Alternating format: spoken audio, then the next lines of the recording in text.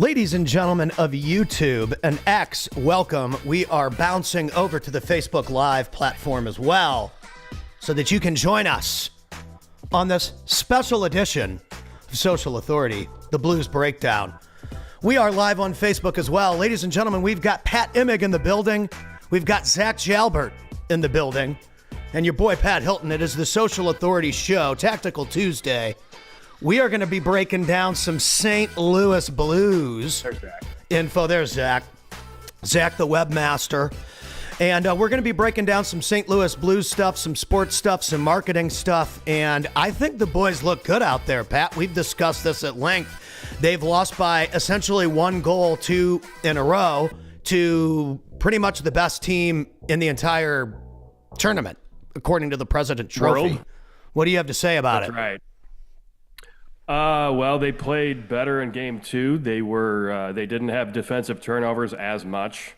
That was a big problem in game 1. That's been a big problem all year, actually. So they cut down on that. They also got more pucks to the net, which sounds so boring and cliche, but through 2 periods, they were in good shape, and then they got swallowed by the third period death trap again, which isn't really a slight on the Blues. The Jets are good. There's a reason that they're the number 1 seed. And also, the Blues still have a ton of young guys. Snuggerud, Bolduc, all these guys are neighbors. They're all playing in their first playoff games. And when you're going up against a machine that has its own system that's been dominating all year, it's gonna be trouble and gonna be hard to get goals. Having said all that, Binnington played awesome, and I think if the Blues just don't run into him and we had 2 goals where Binnington gave up goals because of unfortunate things. Snuggerud came into him a little bit in that first one, and then Parayko's stick was kind of stuck with Binnington on that second goal. So also when the Blues had their streak, when they were winning 12 straight, every bounce and break went their way. And last night, it's not happening anymore, and that's totally fine. It's not bad luck. It's just they don't have good luck anymore, at least right now. Buchnevich last night broke his stick. There was about 3 or 4 times where guys broke their sticks last night, and that's kind of the stuff I'm talking about. So I still don't think this series is over. I still think it goes 6 or 7, and the Blues, obviously, they need to win game 3, but there's no reason to panic as far as, is this team capable of winning 4 games out of the next, 5? And the answer to me is yes. Absolutely. I haven't lost hope. There were so many times that we talked to people and they'd say there was no chance that they were going to be here. So I think they can win at least 1 or 2 games out of the series still, no problem. Totally. And especially since we've been on enemy territory, and like you said, a lot of young guys. I mean, dude, that Snuggerud kid's like 19 years old, right? Hot off of the college playoffs. And he scored on a rocket yesterday. What's that? Yeah. I said, think about where you and I were when we were 19. This guy just left college, and he's playing in the Stanley Cup playoffs with guys who have been, in some cases, are twice his age. And those older guys know how to, poke the bear and get draw penalties off the young guys, which we saw less of that last night too. I think game 2, a lot of the bad things the Blues did in game 1, they improved on in game 2. And Binnington, like I said, if he just stays consistent the way he's been, the Blues can win a couple games here at home and restart the series. And also, the other thing is, with all these young guys, unlike 2019, no matter what happens this year, this team is built for the long haul with the young core that they have. Absolutely. And there's not going to be the problems. They lost Pietrangelo right after they won the Cup, replaced him with Justin Falk, and they're not going to have that type of a loss this year in the offseason, more than likely. They re-signed Neighbors during the year, which was really smart. And hopefully Dylan Hollywood comes back for game 3. I don't know if that's going to happen, but that's just my hope. Well, you look at it even from an outside perspective. I don't consider myself some kind of hockey expert, but when it comes to competition, we're competing with them at every single angle that you can compare. Maybe we're making a little bit more quote unquote mistakes, but I mean, we had power play advantages, just as many shots last night. I mean, we were all over them. And like you said, the only way that they could score is through a brilliant pass that they scored on the go-ahead goal, the second goal, and then you practically had to run Binnington over with your own guys to get it into the goal. And they were coming fast. I mean, this stuff happened. I was using my stopwatch just to kind of be funny. These guys are literally moving in milliseconds. It's not even seconds. You can't even compute how quick these people are moving anymore, because athletic competition has scaled to the point where the human body is performing at a rate that we've never even seen before. Nutrition, sports nutrition, training, recovery has all gone through the roof with technological advances, with supplements, with all these different ways to make your body perform better and recover faster. And so, I mean, these guys, and they're Canadian. So, I mean, just naturally, that's just a gene that certain people have that makes them better at hockey. It's just a fact. And so, on the frozen, he had to close that out. Thank you for closing that out with as much scientific accuracy as you possibly can. Yeah, I mean, you add in the fact that they're actually genetically born to skate on ponds and win. I mean, and we're losing by a point, right?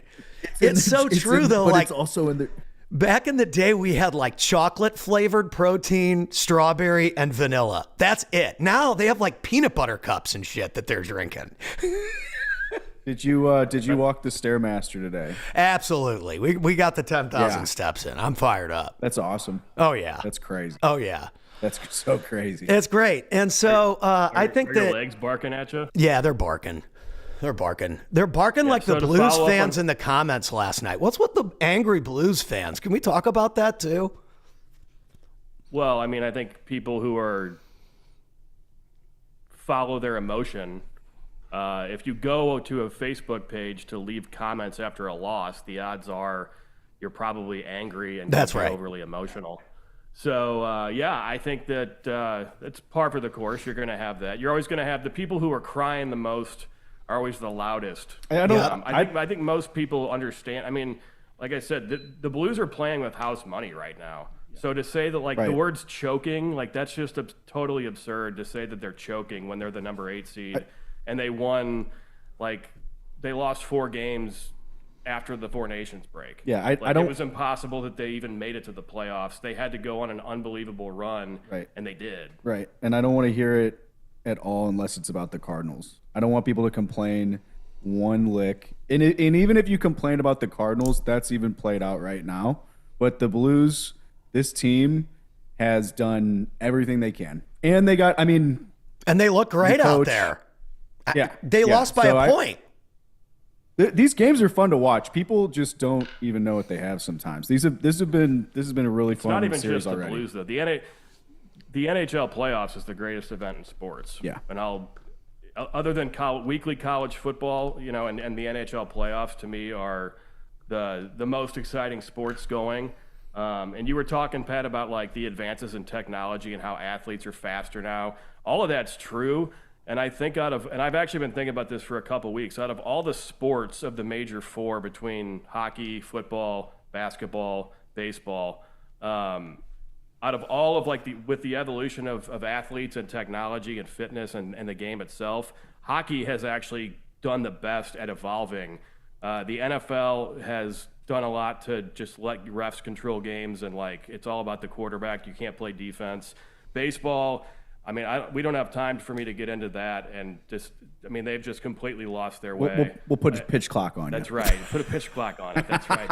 Well, it's the exit velocity of that comment that I just made was out of this world. Yeah. But that's the difference between hockey and baseball. You don't see people after a shot by Parayko, you don't see them talking about the exit velocity of his slap shot.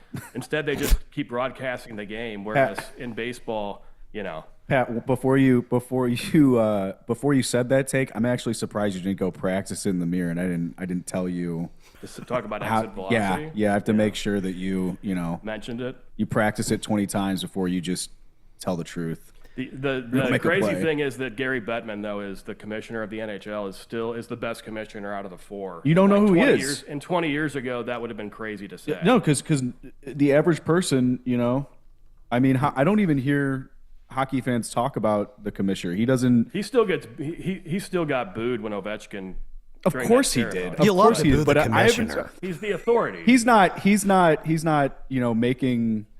He's not making things, into a headline. He's not taking NHL rules like you're saying. And the game's improved. The game is improved. Yes, like, it's there's all a salary cap. And that's all going uphill. Which helps when an 8 seed like the Blues people, like if this was 30 years ago, a number 8 seed, they probably would get their ass kicked in the first 4 games. Yeah. And like hockey's today, right. the level of play it's so skim as far as the difference between number 1 and number 8 with the skill levels today. Yeah, you can definitely see that the game is just faster, but at the same time they haven't introduced any stupid rules or any weird, type of like they could have. And I think one thing I will say is that a lot of folks say that there was more fighting back in the day and like they had to clamp down on fights and stuff, which I don't know if I even agree with all the way because I've seen some awesome fights in the past. I think the 4 nations, when Canada and U.S. fought in the first 10 seconds, they had like 2 or 3 fights in a row. Right. I've noticed just from watching games, not just the Blues, that there's been more fighting since then. Yep. So maybe that kind of woke people up. I feel like hockey itself, the game, is it's so cool because it can fly under the radar of trends. So it's like I feel that if UFC wasn't so popular, you might not see the refs backing off and just letting them completely throw haymakers at each other. But the NHL has done a great job of just making sure that the game isn't boring at the same time. It isn't like, an outlier. Every time I go and watch a game, though, it's just an experience. It's so fun to go. The pace is always great. It's quick. Even for regular season, it's the most entertaining of the sports, in my opinion, live or on TV. Well, you get into the playoffs, too, and you don't want to be sitting on the penalty bench racking up minutes either. So I think that, like you said, there was like a cross-check penalty that happened when there was a dead play in game 1, and that potentially cost us. Little stuff like that, or fighting or roughing, or it's not worth it in the playoffs either. You got to be careful. And they got rid of most of that last night. I 100% agree. And that was the thing that was a shame. That second go-ahead goal by the Jets was a pretty good goal. I mean, I don't know that anybody's stopping that. Bennington stopped everything but that one move. And, I mean, the guy was wide open. What are you going to do? And I thought the go-ahead goal in the first game was extremely competitive. What are you going to do? So it's not like they're scoring garbage, but I think that, again, just from an outside perspective, I'm not someone who considers myself to be a sniper. I got to get down there and I got to take 99 shots to get number 100 to go in. And I might miss the first 99. Right. I mean, Montgomery's putting you're like Esatikin, and he's putting you're gonna peck away at the other team and get them pissed off, and then on power plays you'll get in front of the goalie and annoy him. And I think that we've got to start doing that. I think we got to start just pounding the pavement a little bit, because when we are physical, especially in game 1, we took the lead. Getting more physical is good. We were beating them up. Getting more physical is a good call. I think they were rattled, and I want to see a lot more of that when we take them into the Enterprise Center. We were getting more hits, but I do agree with you. I wish that they just had a little bit more physicality coming out of the locker room. Yeah, they had it. I mean, they out-hit the Jets. They doubled them up in the first period, but I think what happened in game 1 is that they focused so much on getting physical that they kind of let their emotions take over, because you're an athlete moving at full speed and you got emotion running through you and you're hitting guys, and that's going to lead to kind of penalties too, because you're going to be having those veteran guys on the Jets get under their skin. Yeah. But yeah, I think game 3 should be exciting. 8:30 p.m. start time in St. Louis on Thursday. Yep. The home crowd's going to help. And apparently, this is a statistic too. The Winnipeg Jets have apparently only lost 7 games at home all year. That's right. And Bennington actually hasn't won in Winnipeg since 2021, which isn't necessarily an indictment of Bennington. It's, the whole organization, where they were and where they are now. But it's not easy to play there. Again, there's a reason that they've been, it's not even just that they're the number 1 team. They've been first place from start to finish. So and they're Canadian, like you said. I mean, it's just And that's- it's just in their blood up there in Winnipeg. There's science, there's technology, there's nutrition, and they're Canadian. It's just genes, basic biology. Yep. I mean, I do think that, the way the culture is up there's an argument for that, maybe even for Russian players too. I mean, it's just, since we were a kid, Canadian and Russian players are just good at hockey.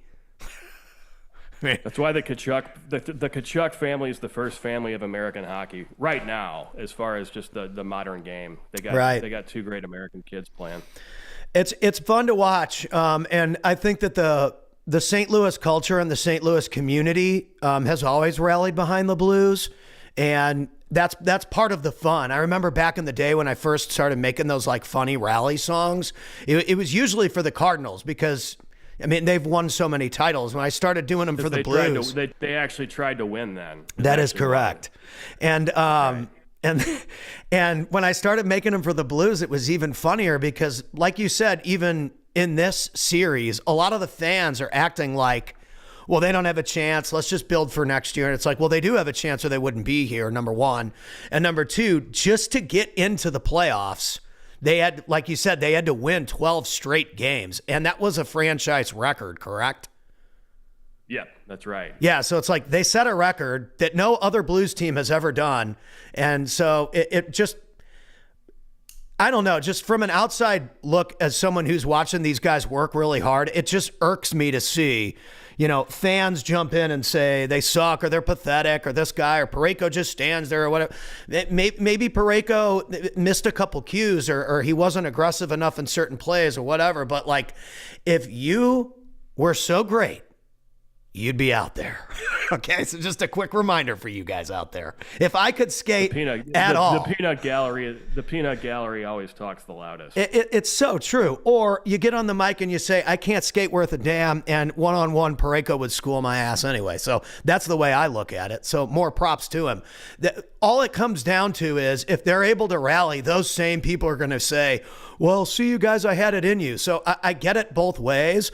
But as fans, as content creators, or even as commenters, the best thing that you can possibly do for your boys when they take a licking is to show a little bit of support for them even being there. I had a couple Blackhawks fans texting me saying they didn't even qualify. So it always feels good when the Blues are there and the Blackhawks aren't.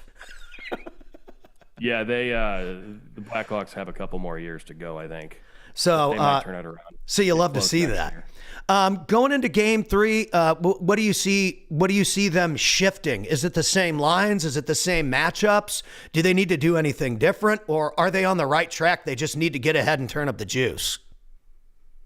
I think they're on the right track. They just got to turn up the juice once they get a lead, and then they do need to get in front of the goalie if they can. But Winnipeg's defense doesn't allow that, which is why they're good. So it's not easy. It's simple to say. It's hard to execute. So yeah, if they keep up what they started in Game 2 with less defensive turnovers, again, 5 or less would be ideal, and then stay physical, get guys in front of the net, they should be fine. If Binnington has a bad game, then it's going to be really tough. But well, dude, he has looked really good. Yeah, he's been locked in since February, so I wouldn't worry about that. I think some home cooking will do him good. Yeah, agree. And then obviously the crowd is always a factor, and that was what was so awesome about Game 1 is we were able to get up on them and take the crowd out of it for a while. And I mean, just all the way until like the last couple minutes. They just pulled it off. Even last night when we pulled the goalie, at first I thought they pulled the goalie way too early, but as that last 2.5 minutes played on, the man advantage, I thought that the Blues held it well, and they just couldn't create a scoring opportunity. Like you said, I think that the Jets' defense is so good that it looks like we're trying to make this perfect play happen, when in reality, it's just hard to create a play at all. Yeah, I mean, I think that the Blues are so highly skilled that they're trying to do, when they're on the power play, get the perfect setup, get the perfect scenario, get the perfect goal. But when that gets taken away, you got to just get dirty and just start throwing pucks at the net. Hope for Hellebuck's hasn't been that great this series. He hasn't been bad. He hasn't needed to be great, and I don't think that he's necessarily a guy who's going to steal a game for them. So if you can just fire pucks at the net at will, they increase their shot attempts. So they know the drill. It's not like they don't talk about this. I'm sure that they're probably sick and tired of thinking about it. They're probably pissed off that they're coming back down 2 games when they could have won. Really, they could have won both of them. Totally. Chances, yeah. That's right. They totally could have won both. That's definitely. Yeah, it's going to be interesting to see because you can get discouraged. I feel like we said before, we haven't lost hope. They've been playing really well, and I'm not going to say they've just had a few bad breaks because there's been some really strange. You know what I mean? The stick breaking and Buchnevich just didn't. He had a bad game. He didn't play good. Yeah. So, but I mean, everybody's entitled to a bad day at the office. Yeah, that's right. That's right. So he's going to probably come back with a fire for this game. I think that you get into home turf, you start feeling the energy. They've had to kind of make their own locker room energy and take that on the ice with them. When you show up and you don't have an audience behind you, it can be extremely difficult. I think they're gonna win. I think they're just gonna win these games when they're back at home. I mean, they're gonna win. And then what does the rest of the series look like? So let's say we do win 2, because by the way, in 2019 we won the first 2 games, then lost the second 2, then won the next 2. So clearly, we won 3 games in Winnipeg that year. That was why they started the whole road warrior thing with the Blues, because we were just going into places and not losing on the road. It was crazy. Yeah, and so, I mean, we do have the ability to tie it up because Winnipeg did it last time. The tough thing is it's hard to beat a team 3-4 times in a row. Yeah, it is, but what are you going to do? Yeah. Well, that's all they have, right? We don't got a choice. We don't got a choice, Pat. You got to do it for the towel man. That is. You got to do it for the towel man. That's right. And so let's say they do win 2 in a row. I think they're capable of it. Then it goes back to Winnipeg for game 6 or game 6 and 7. What does that schedule look like? No, it would be 3-4 here, and then 5 is in Winnipeg, 6 is back home, 7 is in Winnipeg. So you try to win 2 here. If you split at home, then you're down 3-1 going into Winnipeg for game 5. That's not ideal. That's not good. I don't think that I think that fans and people who just talk about sports like we're doing right now think more about that stuff than the actual athletes. I think when you're locked in, if they go into a game down 3-1, they're not thinking about the fact that they're down 3-1. They're thinking about, we got to win this game. So right. I think we overcomplicate it. People on the outside. Well, yeah, because it's easy to analyze from the outside. The good thing about this conversation is we can actually laugh and crack on ourselves for it, whereas some people just take it way too serious. And as fans, it's so scientific. It's so scientific nowadays, Pat. It is. I mean, with all the technological all those they're hitting their macros and peptides. It's real. I mean, I'm not going to pretend like I don't go. You don't want to really be around me during a playoff game. That's right. I get pretty intense. He's not grumpy though. I'm not grumpy about. He's good. I stay adult. I just go insane. Like the dog. His dog doesn't like it. Let's put it that way. His dog starts walking by the window a little bit more often than she usually does, and she's like, she knows that he's not paying attention to anything, and he's distracted. So then she starts wanting the attention. Yeah, well, that's right. She's like scared for him, but at the same time, she's like, someone could attack us right now, and you wouldn't be aware of it because you're so distracted by the glass. So she just starts the glass barking. thing. That's funny. The screen thing. Well, when Snuggerud scored yesterday, and when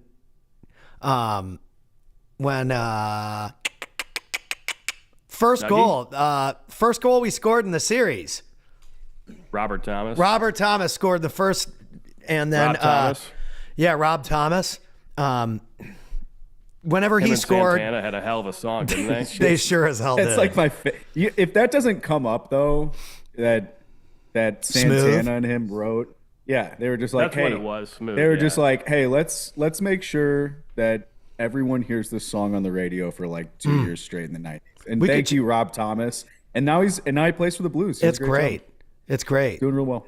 It's like the Michael Bolton joke from Office Space. It's the For same. those of you who watched that movie.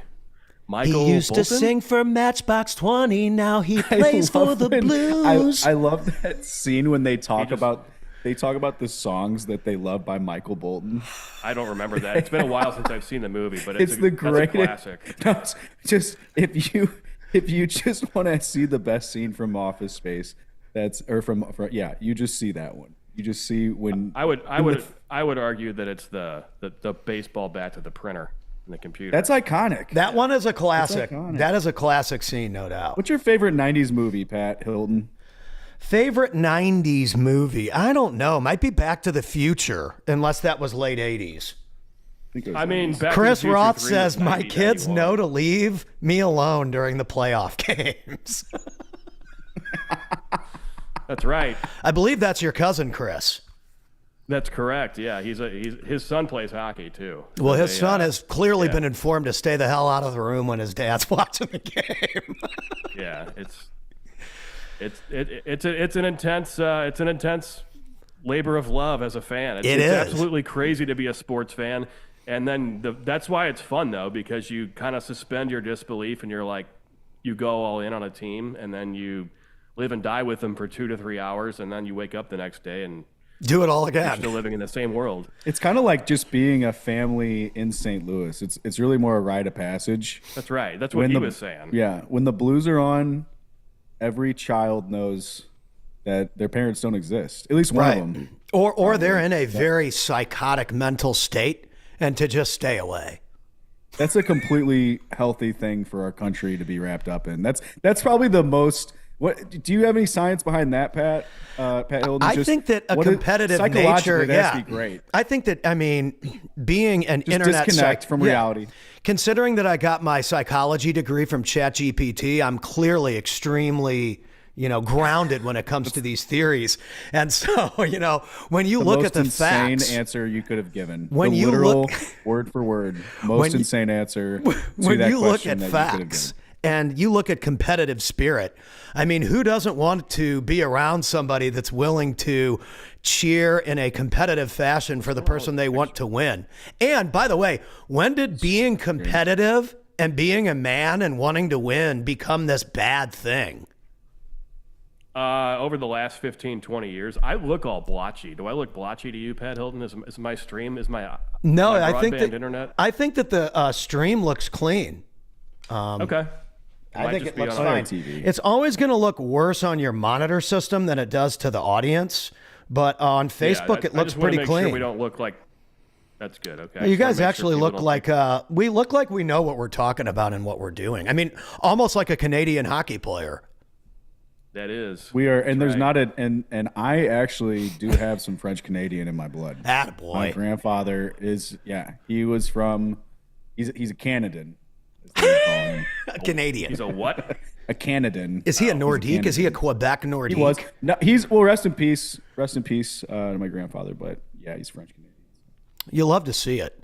You love to see it. So going into Game 3, obviously, series is pretty much. There's only so much time left. And obviously, like you said, the players know this. It doesn't take 5 hours to cover this topic. But I do want to cover some of the fans. I have a couple screenshots of some comments that I really like. I'm going to read them instead of put them on the screen because I feel like if I put them on the screen, then we aren't protecting the guilty, You're doxing them? which we want to do. It's a liability. It's a liability. So this person says, hold on, let me find this here real quick. Okay, this one here. This guy commented on. This guy commented. His name's Mike. He commented on ESPN St. Louis last night, and he put, "My God, all our teams suck. Cardinals don't want to win. Blues insist on choking the playoffs. Battlehawks are overrated. This sucks," is what the person said. I mean, what do you guys have to say about that? Okay, so first off, the Cardinals don't want to win. I think the Cardinals players want to win. Okay, Front so office for has for his decided now. first argument, he gets a check mark. Okay. I'm gonna say it's a pass. Second, the Blues are not choking. They're No. playing a very good team, and we're having. I can see why you would say that. It's not fair to say that. But they would be choking. They would be choking if they were the number one seed. Yes, and if they didn't, they're not. And it's not choking is. Or if they were getting beat 10-1, and they're not. No, well, I'm not going to say they barely made it in because they just made it in, and I think a lot of us knew they were going to make it in. But they're not the number one seed. They're losing to a really good team, and they're losing by a goal or two. Right? They're getting go-ahead goals. So that we're going to have to. He's not going to be admonished, but we're going to strike that one from the official record of accurate state. And then Battlehawks are overrated. Where is that comment coming from? I mean, that's rough. Yeah, that's rough. The Battlehawks and they never should have called it the UFL. I don't get big hung up on names of things because ultimately it's the product that is what matters. Yep. But I feel like when they merged with the USFL. Not calling it XFL, calling it XFL is actually perfect because they are like they're a lesser form of football. It's like wrestling it was like wrestling and football put together when I went to the XFL and I games. think that's why I don't know this, I'm just guessing, but maybe that's why they went with UFL instead of XFL because it was around the time where there was Vince McMahon allegations in the news, and they're like, we got to distance ourselves. They're trying to legit. Call it the XFL. That's what it is. Yeah, it should be the XFL, and that's because when you were there, it felt like the XFL. Yeah, I mean, it's a crazy environment. I really wish. So you're saying I would enjoy a game? Yeah. Absolutely, you would. I myself, I think that holding out for an NFL team in the next decade or two is a possibility still. If we just got a new mayor too, didn't we? I'm sure she's going to get on. She's going to figure that out. We got bigger problems than the NFL. We need to address the 7 sinkholes that are destroying the city's streets right now. I'll just drive around them and just redo the stadium, and we're going to be fine. That's right. Just bring back Mississippi Nights, and the culture of St. Louis will be saved. See, right. Everyone has some place that's, gone away. No, the dome is like decrepit. Like the last time I went to the dome, I was like, it literally felt like 1993. They redid the turf though. The field's good. They redid the turf for this year. Yeah, it's the field itself is. So do the Battlehawks play at the dome? Yeah, that might be a dumb question, but obviously I don't live there. No. Go to Battlehawks games. They play at the dome. They play at the dome, and the dome is it's absolutely falling apart, and they're going to have to pretty much tear it all down. And I think that's pretty much the topic of conversation in my mind is like, when are they going to tear it down? I think that regardless of that conversation, when it comes to the XFL, I'm just going to call it the XFL. They need to figure out a way to find a stadium, like an arena, where they can fit a field, if that's even possible, because having these stadiums with scattered with thousands of people that when there's a 60,000 capacity, it just doesn't look good. It's madness to walk in there. Yeah, madness. And St. Louis is the lone exception, but I think even this year that the attendance might be down a little bit from the previous 2 years. But they got to figure out a way to have smaller venues so that the fans that do go to these games, it's a more tight environment with more noise, more excitement. I agree. The game is going to look more exciting. I agree. It's probably harder for guys to play when you're playing in a stadium that seats 60,000 and there's 4,400 there. I think that city. What? That's just a big discrepancy of full and empty. But go ahead, Zach. I agree. Yeah, I mean, I think optics in that part of the optics matter more for the quality of play, I think. Even as a performer, you walk out onto the field and the whole place looks empty. It's like, oh, geez, nobody's even here to see me play. Yeah. No, this is all completely valid. And I think that's a big problem as well, is that when you rebuild something that is, going to hold a sports team, it's like, okay, well, how do we make this the 40,000, 60,000, person stadium? And it's like, it'll never be that. It doesn't have to be. I think Correct. You've made a great That's point. What I'm saying. They got to figure out a way to have a stadium that can house a field. Like the Arena Football League when we were kids, I'm not going to pretend like that was this major success, but it was in arenas where, there's just a bigger fan presence because there's less empty seats by pure math. The 12th man. That's right. It's the 12th man. Well, dude, I mean, even ambush games when we were kids, like the arena was full, or the Kiel Center was full of people to see those games.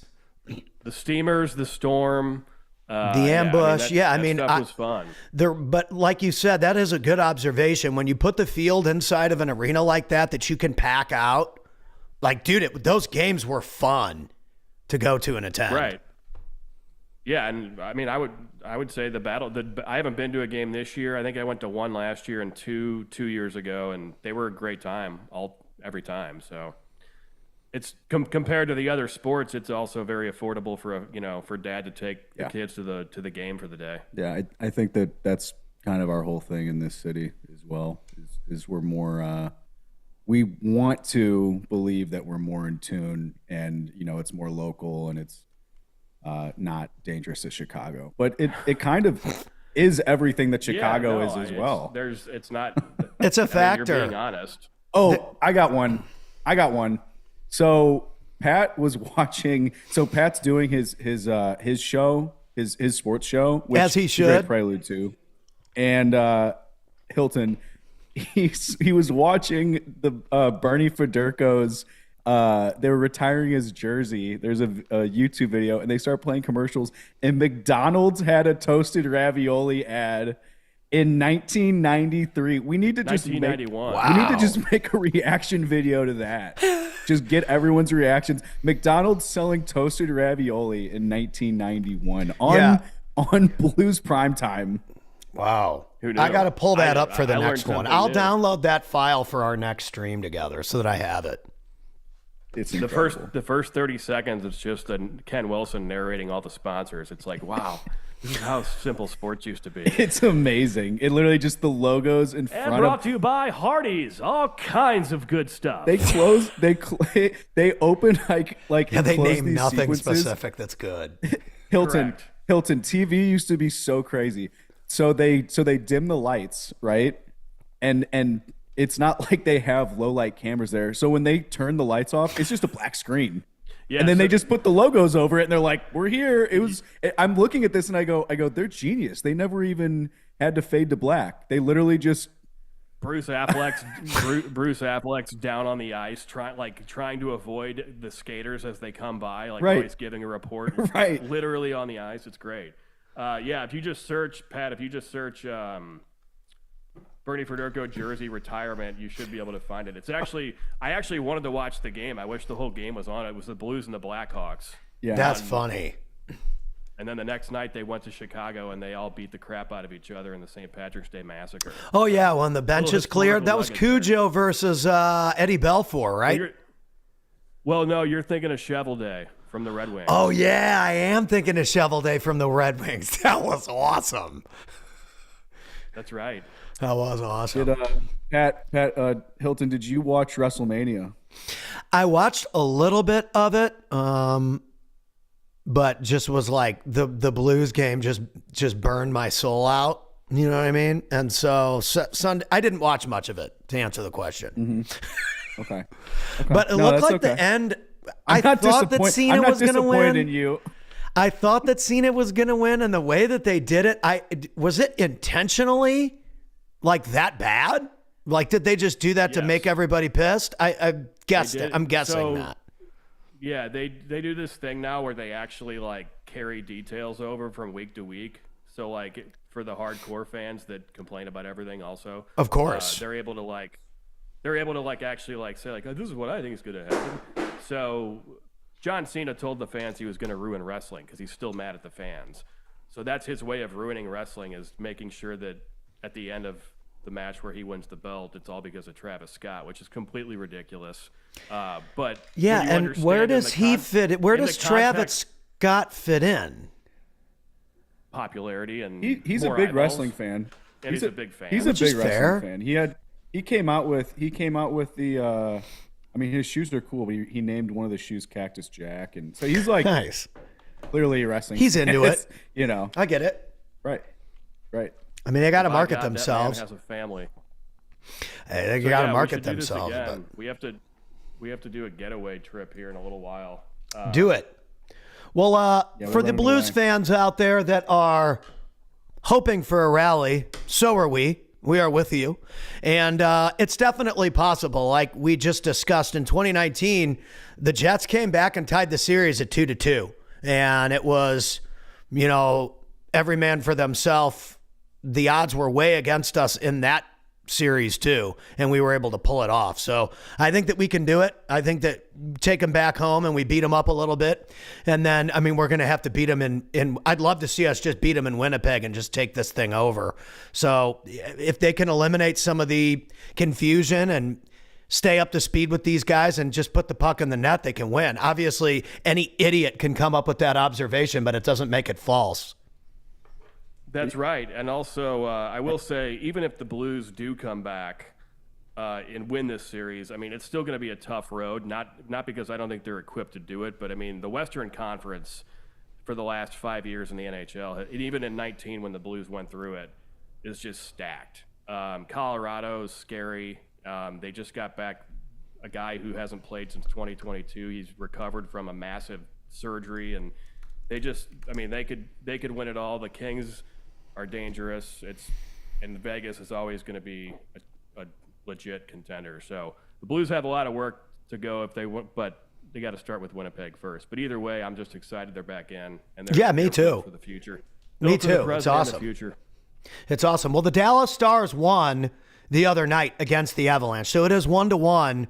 Stars and Avalanche series. Me being here in Dallas, I would love to see Dallas win that series and the Blues win the series, but we're just going to have to wait and see what happens. So let's go, Blues. Game 3 coming at you. Give them the time one more time, Mr. Imig. Give them what? Give them the time of that game one more time. Oh, for the next 8:30 p.m. matchup. Thursday. 8:30 p.m. We'll be hosting a watch party in Kansas City that night. Nice. Believe it or not. Watch party in KC. Ladies and gentlemen, right. We will see you on the next one. Let's go Blues. For Pat Imig and Zach Jalbert, I am Pat Hilton. And we'll see you on the next one.